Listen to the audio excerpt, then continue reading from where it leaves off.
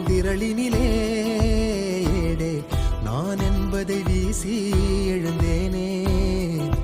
மனமே தான் என்பது போகும் பெருங்கணத்தினிலே கூவி வாவென்றொரு வாழ்க்கை சிறு குரலாய் அருளாய் பேச போகாதொரு ஆழம்